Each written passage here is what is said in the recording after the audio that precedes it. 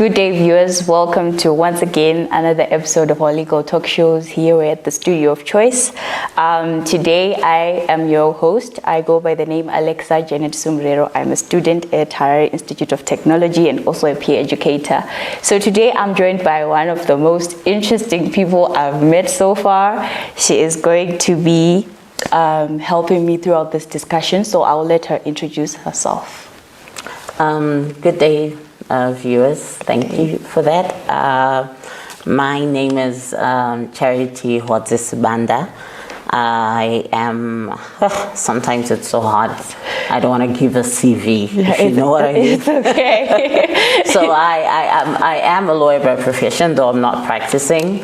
And I work in the human rights sector, specializing in sexual and reproductive health rights and, different areas, democracy, governance, etc. I'm a gender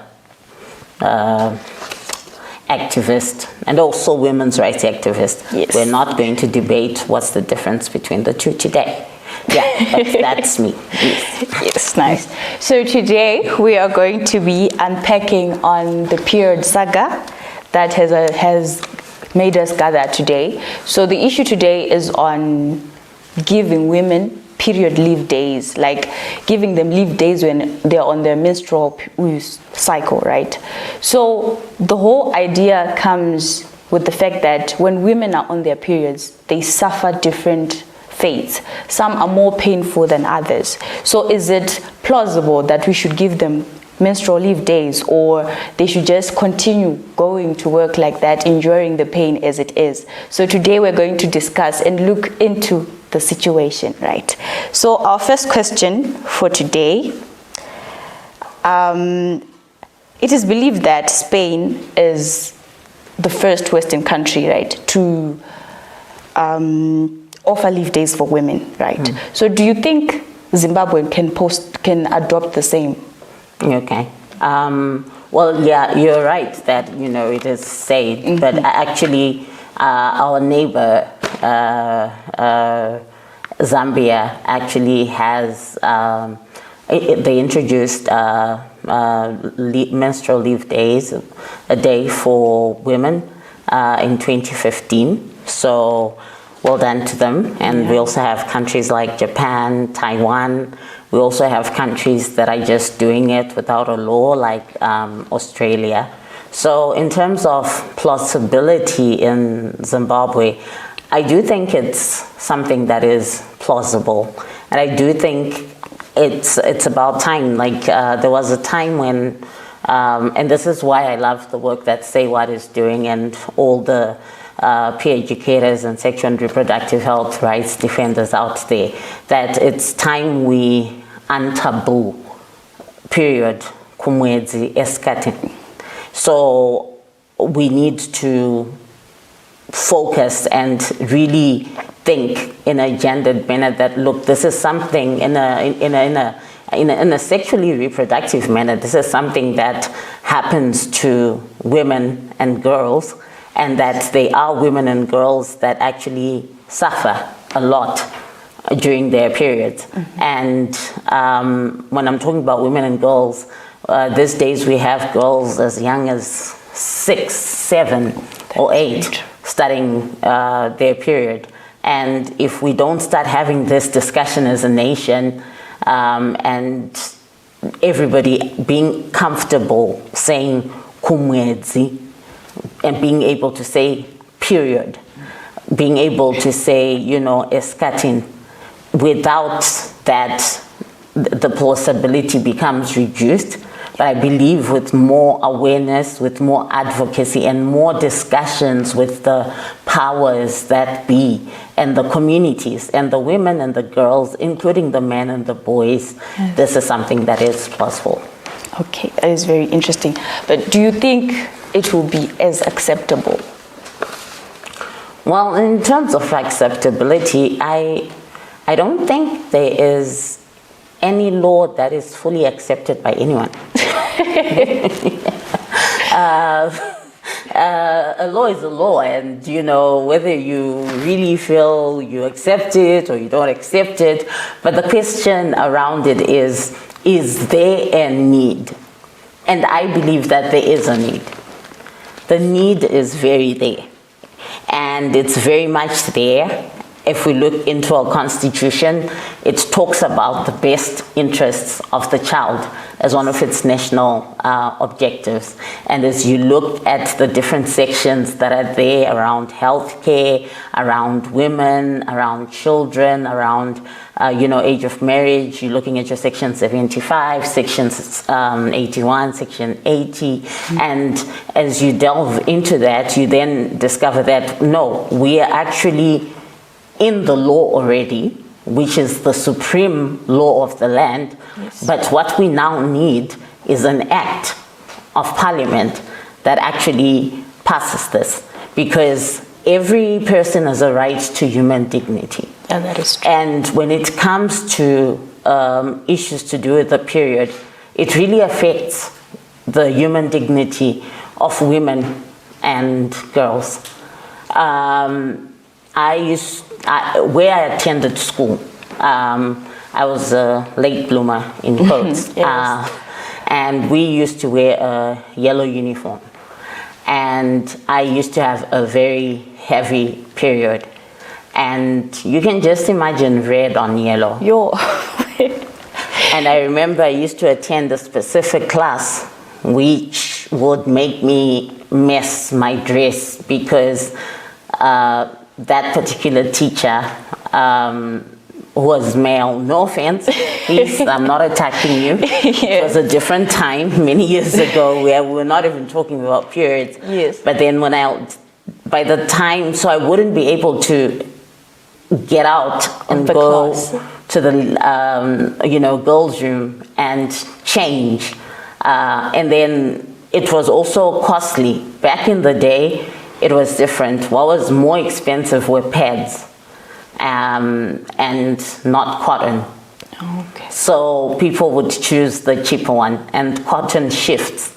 So it would be very embarrassing. And in many cases, you would then see somebody tying a jersey or tying, or somebody says, hey, you've got blood dripping. And that's embarrassing. It's very embarrassing. You're asking yourself, should I even come back to school tomorrow? Yeah, and the moment people see you tying your jersey around your waist, they know something happened. Something has happened. Yes. Yeah. So, and at least I wasn't just a girls' school. So just imagine a co-ed school. You've got the boys, you've got the girls, and she's spoiled herself. And this is something that's biological, it's just the difference that's there is the boys have their wet dreams, and their wet dreams end at home. Yeah, they don't come And then the period for the girl is something that's ongoing for a lifetime. In some it's on and off, inconsistent, but it's there in our constitution. If we're looking at the best interest of the child, it is in the best interest of that young girl, that young woman as she progresses post 18. Yes. It is in the best interest of the woman who is at work.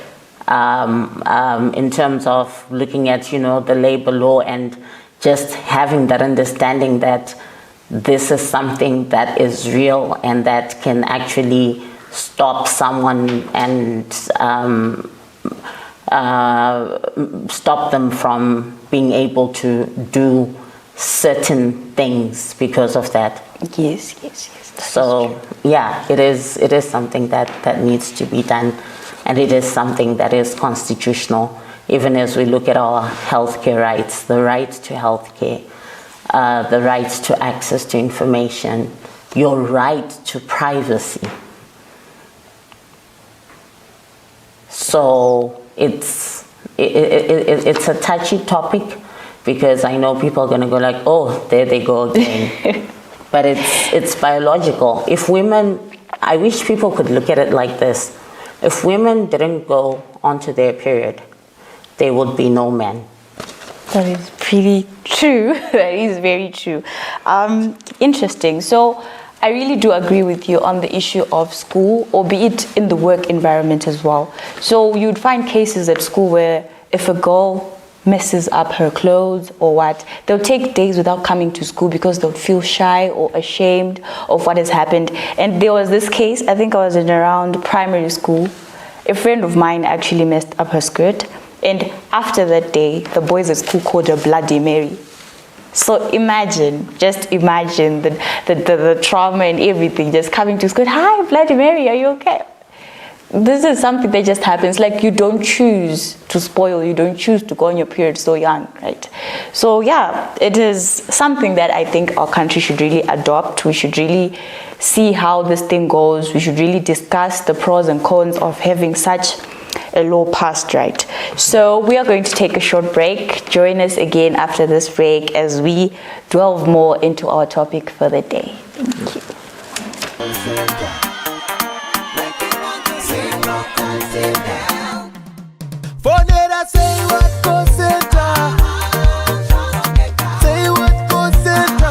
So welcome back, viewers, and before we continue with our topic, I would like to remind everyone that if you have any SRH issues that you wish to discuss, or you just need a listening person, someone to listen to your stories, if you need to report something, abuse or whatever it is, you can call our toll-free number, right? Yes. 577. You get all the assistance you need. They'll link you to the professionals and all that you need. Now back to our topic. So today we were discussing about implementing the issue of giving women leave days while they're on their periods. And before we left, we were discussing if Zimbabwe should adopt the same, and we would really like to hear what you think. What are your views on this issue? So comment down below in the comment section. We'll get back to you. So our next question again is, what legal frameworks need to be put in place to ensure that this is implemented? Okay. Well, in terms of legal frameworks, I think there's an important group which I need to touch on before I get into this. Yes.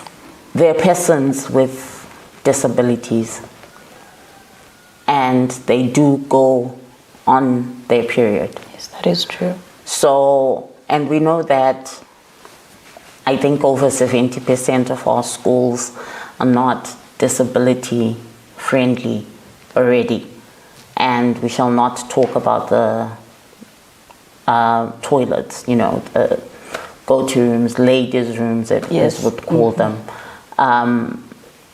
That's also an important group to think about and say, okay, we don't have just one type of a woman or one type of a girl or one type of a young lady. Yes. What happens when you have this a person with a visual impairment who's attending school and has got their logistical issues to it, and as they're going, would they want to have someone that they tag along with and say, I need kuti ndi oko.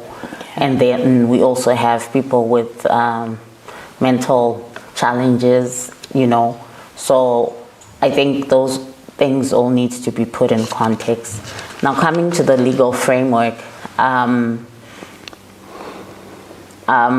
think one thing that Zimbabwe has been good at is we've been having a lot of laws that are being drafted, and from a legal perspective, I think it's always good to understand the situation first before we sit down and we say, oh yeah, we're the lawyers, we're the gurus, we know what's needed. Because I'll liken it to the Termination of Abortion Act, where certain things were put in there about somebody having to walk. Maybe they're walking 20 kilometers to report a rape. so that they can be able to access the post exposure prophylaxis. And you could clearly see that this was rushed, and this was not done with proper inclusion, or going around and actually asking. So I believe before we actually talk of a legal framework, we need a situational analysis. We know we have statistics here and there, but we need to understand the different contexts, because Zimbabwe is also not Harare, neither is Harare Zimbabwe. So we need to know what takes place in all the provinces. We need to know the rural dimension of things, because it could be different. We need to understand the low density, the high density. Sometimes people actually exclude low density because they're like, oh, abantu vanemali, you know. Mm-hmm. But just because you have money doesn't take away the period. Yeah, it doesn't. You know. Yeah. So low density, medium density areas, farming communities, places where people live in a room where they're like 10, let's say in Bari or in Rimuka in Kadoma there. So we need to have that understanding. And then once we have that understanding and we ask, and when we are asking, we really need to have a survey, but also qualitative data. Because sometimes the survey is just yes, no, no, we got 50 no's. But, you know, for all you know, it was 50 no's from the same person who was just using different computers. Yes. Anyway, but I know, I mean, people can track the IP address and all. But what I'm saying is we need to go deeper with the issue. We need to understand more. And we need, it's only when you walk in someone's shoes that you know what they're going through. So we need to understand the women that are at work, how comfortable they would be with that legal framework. Would they want to just take leave days every month, sick leave days as sick leave? Mm-hmm. Or would they want there to be that declaration of the, you know, menstrual leave days? And for the girl child, what does that mean? And for the university student, what does that mean? As well, yeah. Then get into the legal framework. What I know about the legal framework, obviously it's applicable to everyone. But as you look at any law, there are certain subsections, you know, where they say, if in relation to A, B, C, D, E, this is what will take place. So exceptions, there's always an exception to the rule. Yeah. So let's first understand what it is that we're dealing with. And let's understand the interest in it. Let's raise awareness. Let's talk about it before we rush into it and say, oh yeah, Indonesia is doing it. Everyone is doing it. Let's just, you know, Indonesia has got its own different things. Spain has got its own different lifestyle. Sorry, not Indonesia, it's actually Spain. Japan has got its own culture. Taiwan and Zambia next door might be a good place to start and also learn best practices. What has been their experiences, so that we draft a legal framework that we're not going to change 50 times later on and say, oh, we left this out. Oh, we forgot this person. Yeah. Oh, and then oh no, and yeah. And there's getting into the legal framework once again. Like I say, there's no one type of woman. Yeah. There are various intersections. There's no one type of girl. there are various intersections. I'm not saying that Ngati Yite intersection to, the tea, do you have bread, do you have this, no. But we all know that geographical contexts are important, cultural contexts are important, and social norms. So that's what I think about this legal framework. Yes, I agree with you, Charity, on that one. Periods aren't the same for everyone. That is very true. Some have severe pains, some can just have, just the flow, no pain. Some are just mild. So it really needs to be looked at. Like, what can we do for those that suffer severe pains? Because there are some that actually have back pains that they cannot walk or they cannot do anything.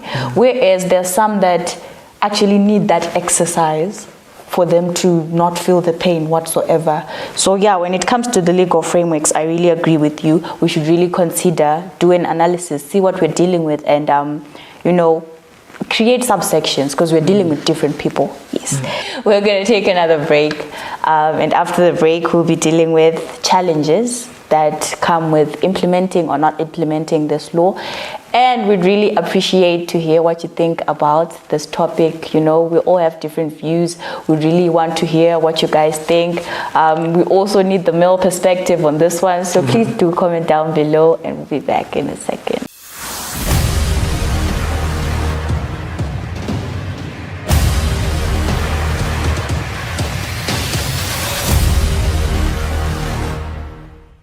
So we're back again to our legal talk show. Before the break, we were talking about legal frameworks that we can take. Remember also our toll-free number 577. You can call anytime, guys. Completely free. Now we're going on to the next question. So Charity, what challenges does this present in the work environment as well as the school environment for women? That's a loaded one. It's very loaded. It's very loaded. I gave an example of myself earlier on, and you talked about Bloody Mary. Yes. The question being, it also links with the legal framework. Why are we doing this? Are we doing this because of the pain only? Are we also doing it for the dignity part? Because usually for many, I won't say all because it's different. For most, usually the first day is light, and then they have these very, very heavy floors. So you can just imagine a student in a classroom like the one that I was in, and it's the second day and the floor is super heavy and they need to be, I ended up in a situation where I was using a tampon and a pad at the same time, and that on its own was extremely expensive. These are things that are expensive. Yes. And it brings back those memories where you're thinking there are challenges with the heavy floor, there are challenges with the pain, and many parents, or the arguments that have been given are, why don't you just take a painkiller, which is what most do, and this is if you can afford them, and medication has been going up. And people tend to take ibuprofen, ibuprofen, or in short, Brufen. Yes. And it's $1 for 10. And you'll find usually when you're in that pain, and I know doctors are going to, please don't sue me, but people tend to overdose, they'll take maybe 2 of those just to get rid of the pain. But doctors will also tell you that continuous use of Brufen will cause stomach ulcers. Yes, because your lining is actually being eaten through by the Brufen. And if you want the Brufen that doesn't do that, it costs $3. Look at our current situation in Zimbabwe. Which parent right now, people are struggling to have food on their table, let alone buy the dignity pack, as we call it, and then let alone start incurring expenses. And one of the things that countries that are doing it do is they ask for a doctor's note. Now, right now we know we have problems and challenges with our health sector. Yes. And we know that we've been pushing for youth-friendly, centers, but some places don't have the centers and you have to go to the clinic, and already because of the taboos and the culture and the social norms that were there, talking about your period. And I will not lie to you, they are, and this is information that I would want to put out there for parents, mothers, sisters, talk to each other. I've had young women who tell me that they don't even know what it looks like down there. So let alone them going to talk to someone about their period. Yeah, so that's a challenge. Yes. And then picture this. Usually periods are consistent. And as they're consistent, you have certain days. Let's say it's the 28th to the 30th. So the first month might go well. The second month, The third month, why is Charity not coming every 28th to the 30th? She is not here. She's on a period. It's out. It becomes known, yes. Have we raised enough awareness for people to just look at it the same way that they would look at if Charity had had an accident and needed to go to physiotherapy on every month on between the 28th and the 30th? No, we haven't. Is it going to be looked at like that? It's not. And how is Charity going to feel when everybody knows her business down there? And then what about those that are called, remember I told you about being a late bloomer? Mm-hmm. People will make assumptions. And there are people who make assumptions that Jeko, everyone has it. And that's not necessarily true. Yeah, it's not.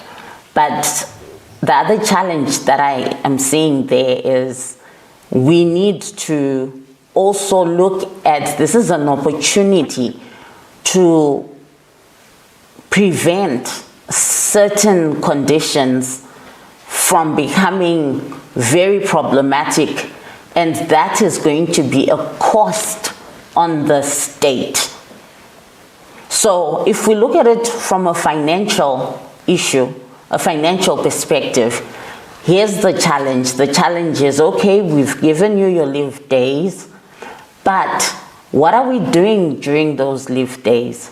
Am I going to be able to go and access a free doctor and be able to get, be it scans or something? Because later on, years later in my life, we then discovered that I had a condition called endometriosis, which basically meant that my uterus lining wall was growing outside, and it made it very painful. So for a lot of women, Jeko is not just Jeko. It could be cysts, it could be fibroids, it could be a condition called pelvic congestion syndrome. There are different things. So are we going to just end at that as we look at the legal framework? Because that's the other challenge. Because we always say, let's get to the root of the problem, yes, rather than just treating the symptom. And I believe that the leave is a great start, but let's go a step further, which becomes the challenge as well because of our current health system. But that needs to be costed, and people need to understand that by giving this menstrual leave, by allowing this girl or this young lady who's in university or this woman who's at work to be able to go and see a doctor, be it it's going to be for the working person who's able to afford to pay, for the youth or child who's not able to afford to access free medical advice and be taken seriously. Because that's another thing, it's not taken seriously. And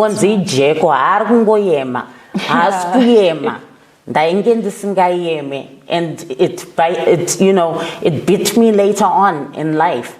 And now, what it's going to cost the state when there are no interventions at that level right now as we talk, with that 7-year-old, with that 9-year-old, with that 18-year-old, 24, 40-year-old, is that it's going to put a cost on the healthcare system, because now you're going to be putting in a lot of money treating things that could have been nipped in the bud through the menstrual leave.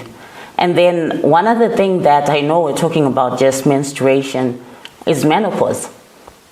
And somebody will be like, why are we now talking about menopause? We're talking about menopause because we know that we have so many cases of young girls being raped, of young children being raped, a 1-month-old baby being raped, to an extent whereby the womb, there is no womb to talk about. And already that child or that young person is stepping into menopause. And menopause has its own issues. Hot flashes. I mean, we just need to call the elderly women, and even myself, like maybe in the next few years, who knows, to discuss the challenges that are there with that. So we really need we need to think through this. And I know people are like, no, we're tired of think tanks, but on this particular issue, and if it's going to be able to save money, then I think there is, really a need to look at that. And just the work culture and raising awareness among doctors because this is the thing, we believe that because a person is a doctor, they studied medicine, they learned these things. But even though they're a doctor, they've got a cultural background. They've got their own religious beliefs. They've got their own cultural beliefs. So just because they're wearing a white coat does not necessarily mean that they're going to take this young girl or this young woman or this woman seriously when she goes like Ijeko. Yeah, and I know I was not taken seriously during that time, because I did go to some doctors and they just said, no, it's nothing major, and dysmenorrhea, as it's called medically, it's something that's just very common, uncomfortable, take this or take that, and it's going to be fine. So, and the challenge with the boys as well. Yeah, that is very true. I was about to ask, let's say you're at a company and the employer is male. Do you think he would take female employees after such a law has been passed? Considering that he will be thinking, okay, I will be paying this person for working 3 weeks in a month instead of 4. Because let's be honest, if you're going to take that leave, you need a week. Because some are going 7 days, like you said. So I would need a week to be home, to be rested. So how will that impact employment for women? This is where the medical part, that's how I was talking about the holistic approach. There are medications that are out there. I know some people, I used to take this medication called norethistron, but it's very expensive, so that my days would be curtailed or would be less. And then some take the pill, but then you can't, if just imagine in school taking a pill, or your parents finding the pill in your bag, and the thoughts that are going to come through their heads. We need the medical aspect to really come in and debunk and demystify this to the employer. And I think we've been talking a lot.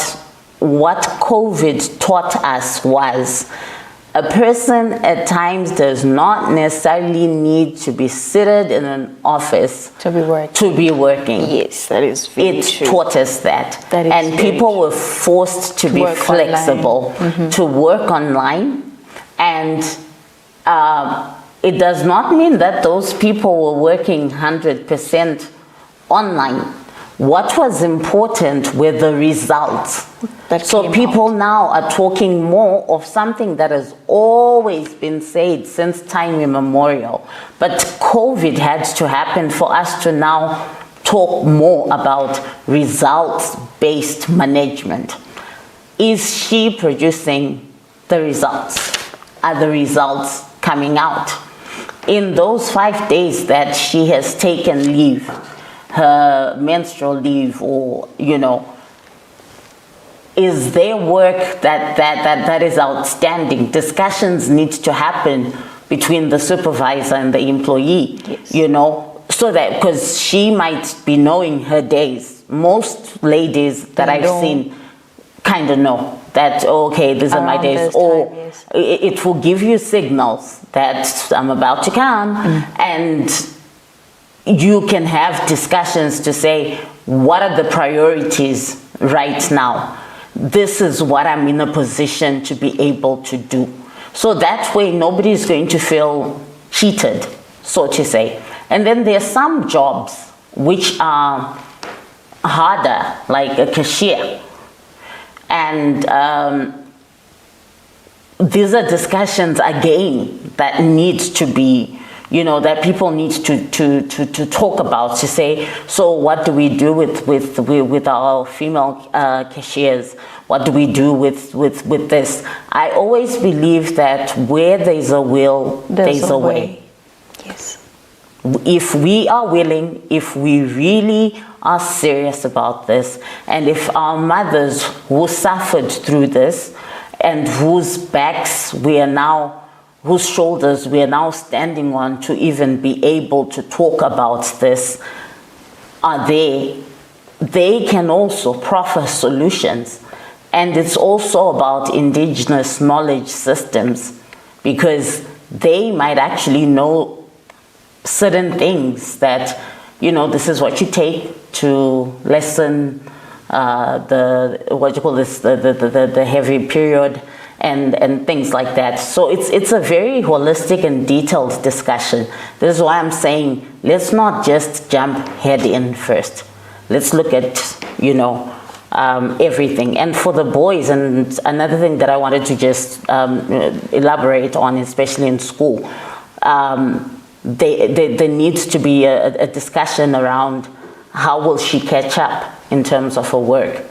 So knowing that these are the days. And the other thing that happens is, at times, if you're stressed, your period can become inconsistent. Very. So you might then not know the dates. But what is needed is, if all the teachers are sensitized that this is what happens, this is what takes place, surely there are arrangements. When a child is sick at school, like right now, this flu, and even the COVID and all, teachers tend to send work home and say, you know, when they're feeling better, do this and that with them, and their weekends and all. So there are ways about this. We just need to put our brains. Yeah, that is very informative. The example about the cashier really got to me. Those people sit for like 3, 4, 5 hours straight, and you're on your heavy days, and you just have to sit there. You can't leave your post. So it's something that we should really look at, because not only is it uncomfortable, this person is going through pain and you have to serve. These periods sometimes come along with moods. They come along with, abnormal appetites and whatnot. So it's really a case that we need to discuss on. It's really a case that needs proper analysis so that we really notice what are we dealing with and how we can go about it. Otherwise, I strongly believe that it would be a good thing if such a thing is implemented. Then going on to the last segment of this discussion, what do you think are the next steps that we should take? Like, what's the way forward from now? Well, the way forward is I come back to say what and all the HR gurus out there that can we not already start forming a committee that begins sort of like policy position papers,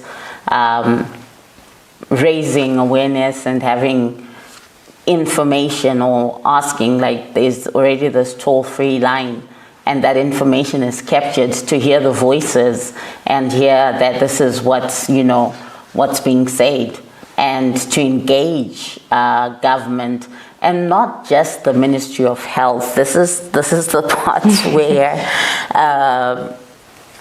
gender integration becomes very important, because women are not just found in the Ministry of Health. The Ministry of Health, yes, would be very critical and would be most probably the lead here in terms of understanding that, but it needs people who actually really understand your OBGYs, really making people understand the impact, what it is that can be done, different strategies that can come up, and you might have different strategies for different communities, and then a law. In terms of the law, do we amend the labor law and put this, because this isn't a sick leave, just like a man who's gotten sick. It's a leave for a biological issue that is something that this woman is living with on a month-to-month basis. So it's not necessarily about those 90 days leaves, because if it's taken like that, people have this tendency of, they'll look for, indaba for you, and before you know it, you're fired. So I think today is actually a first step, and moving forward, Say What and other like-minded organizations coming together, raising awareness, already listening to the voices, going to the powers that be, the parliamentary caucus, women's caucus, and also looking at the parliamentary portfolios that look at sexual and reproductive health rights, and then it starts. I don't think this is something that should take 6 months, because I think 6 months is too little a time. A year, maybe. Why I say years, because let's really discuss, so that by the time we come up with our law and our adjustments, we know that we've come up with something that's robust, that's informed. And obviously the law is not set in stone. Changes happen, exceptions to the rule are there. So yes, those are the way, those are the steps I think in my small mind. Thank you very much, Charity. So we would also like to know what you guys think are the steps that we should take towards this agenda. You can continue commenting down below. You can also call the toll-free number for Say What, which is 577. Let us know what you think. And as we wrap up, thank you very much, Charity, for joining us today. This was a fun discussion. Let's tell a friend to tell a friend, let's spread the word. It begins with us. Let's discuss these things. Let's get to hear what you guys think. Let's get to hear what the other person thinks. That way we'll come up with the best way out of this. So from me and Miss Charity here, we're in the studio of choice. Thank you so much for joining us. Bye.